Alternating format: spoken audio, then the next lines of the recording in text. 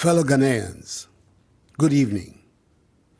Before I start, let me use this opportunity to thank you all and Almighty God for enabling me to swear for the second time the oath of office as President of the Republic.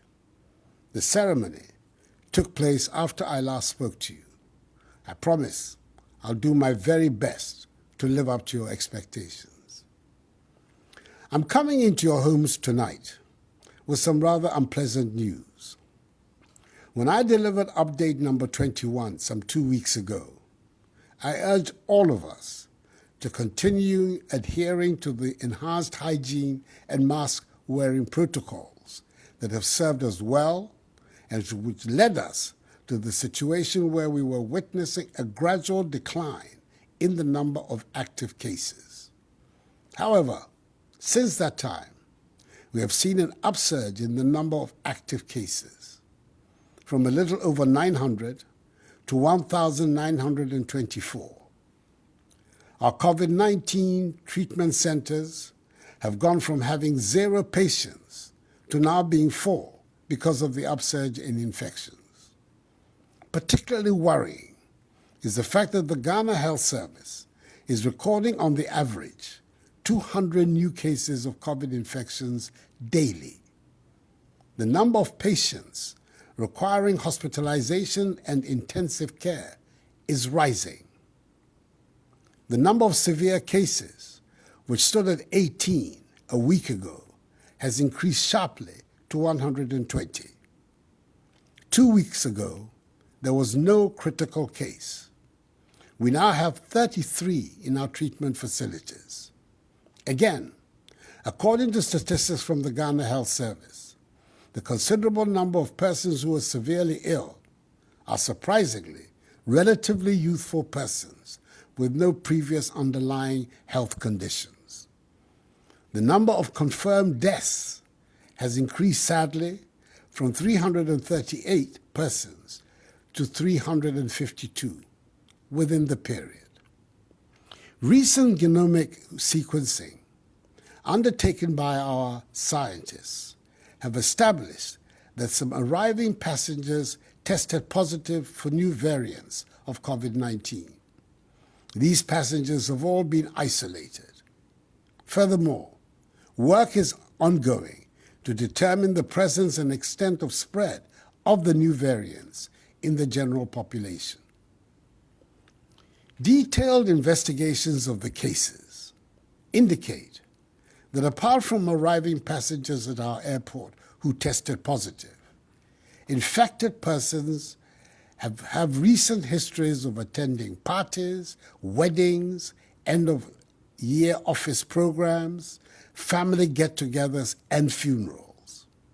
At these gatherings, most of them abandoned the use of the masks and were engaged in actions that led to them contracting the virus. Fellow Ghanaians, at this current rate, whereby 13 out of the 16 regions have recorded active cases, our health infrastructure will be overwhelmed if the situation continues. It will severely undermine the efforts government is making to revitalize the economy and put our nation back onto the path of progress and prosperity following the ravages of the pandemic. On 7th January, as I said, I swore to, and I quote, dedicate myself to the service and well-being of the people of the Republic of Ghana and to do right to all manner of persons, unquote. It is my duty to protect lives and livelihoods.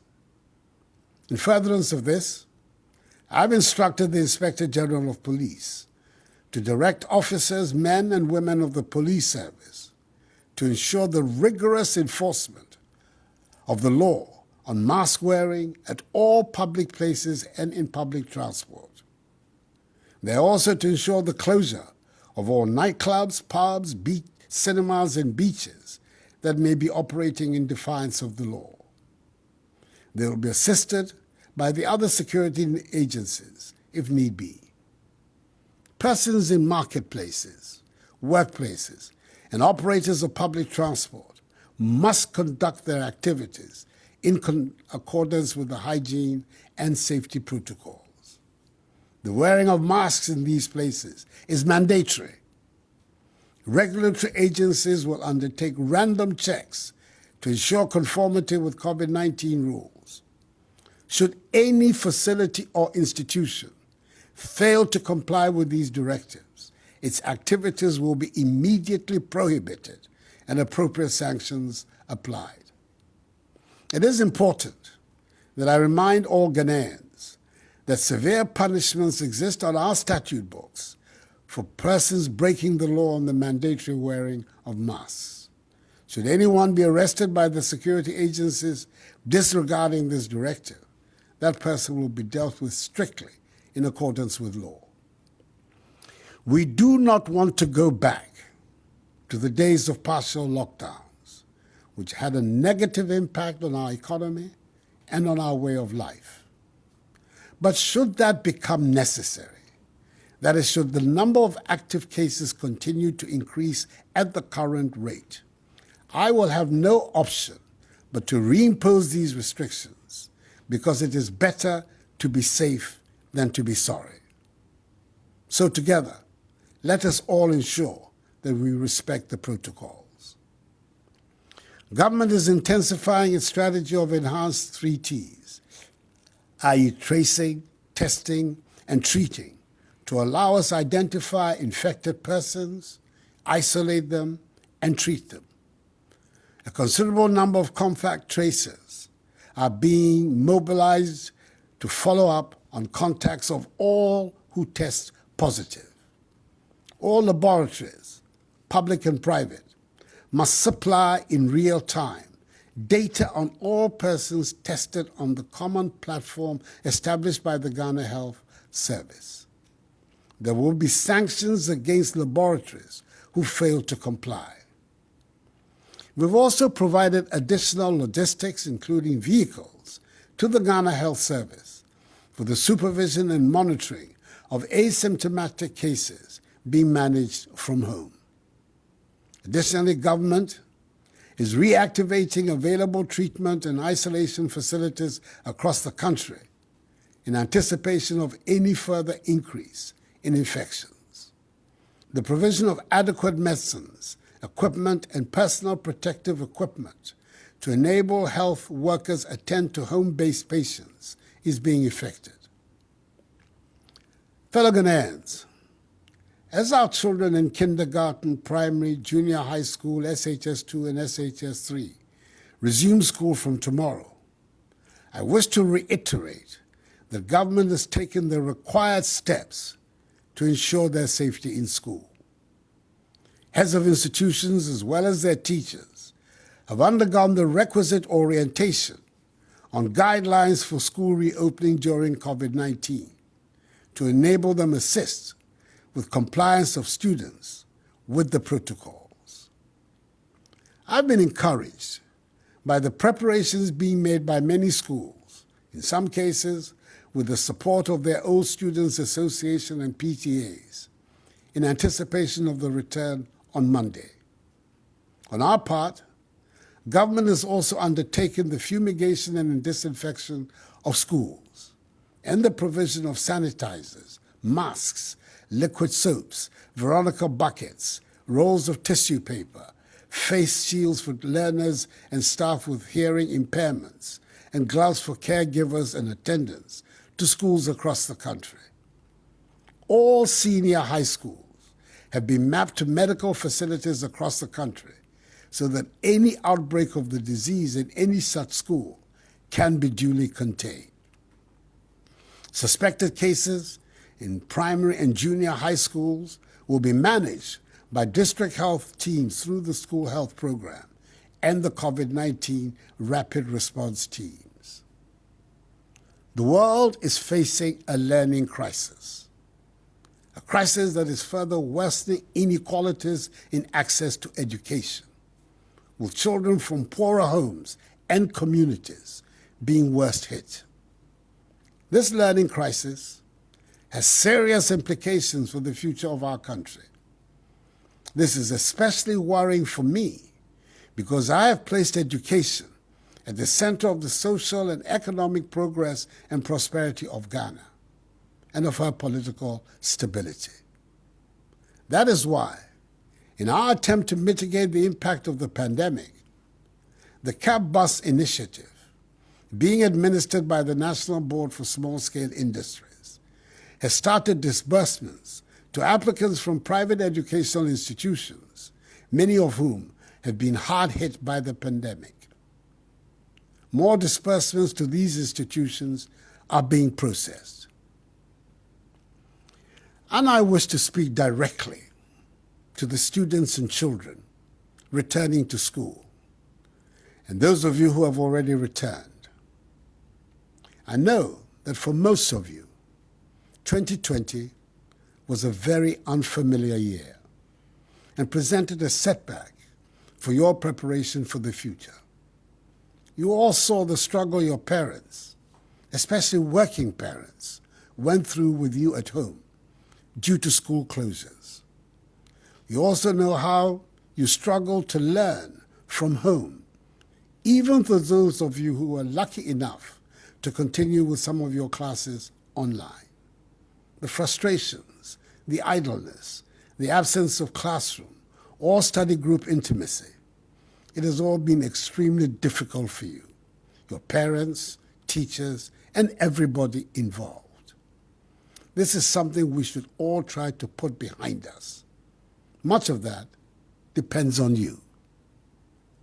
As we take these big steps to go back to school, your attitude, your behavior, your self-discipline will decide whether or not our schools will remain open. I'm pleading with you. Please observe the COVID-19 protocols at all times. You must maintain the level of discipline and sense of responsibility to stop the virus from spreading in your schools and for those students at home as well. Wear your masks at all times. Wash and sanitize your hands regularly. Protect yourself. Protect each other. Protect your teachers. Protect your parents. But please, do not give me a reason to close down schools again. I pledge to do my best to keep your education going. I want you to assure me, your parents, your teachers, and society as a whole, through your actions, that you will do your part as well. Fellow Ghanaians, I urge all of us to continue to live responsibly with the virus, even as we work towards accessing the vaccine. Details of the access and rollout plan will be announced very soon. Let us work constantly on how to do our work, keep our businesses and places of worship open, and send our children to school, all in safety. Government, for its part, is resolved and determined to help ensure that we're able to return to our normal daily routines. That is going to work, going to school, going to shop, going to the market, going to a funeral, going to the pub, going to the club, going to the cinema, going to the beach, going to the stadium, or going to worship. We can achieve this result if we cooperate and work together. It is essential that we protect ourselves, our families, and our loved ones from the virus. It is a collective responsibility. If we embrace the safety protocols, that is the enhanced hygiene and mask-wearing protocols, and we continue to put our faith in Almighty God, we will see the light at the end of this tunnel. 0 active cases. That is the goal. We can and must reach it. Enuanom, makase yare enyankoye. Man ho so biom.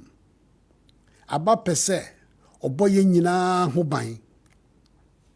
Nti sise ya yaye e fa yare no ho no. ye beba ahwe se obia bedi so pepepe. Aban no obia obetia bra no ebedi pa. Efri se ye ni abre. Epese ye pam yare efri asase so. Nti mesremu mundi nhihye no so. Ni titru mu hye mas no. Anyame me iwi akeshi hela eyako ewo ehe ekun amlalo ntao ni ebu mofia mo he no ewo bejiano toni wo kefosie oba kwe ni mofe mo ketuni pepepe amlalo ke mofia mo ni babu mla bayewa no wo mi panyefai ye ke bejiano toe achuni titri mask wear. Fellow Ghanaians, in all sincerity, I repeat that this too shall pass, for the battle is the Lord's. May God bless us all in our homeland Ghana and make her great and strong. I thank you for your attention and good night.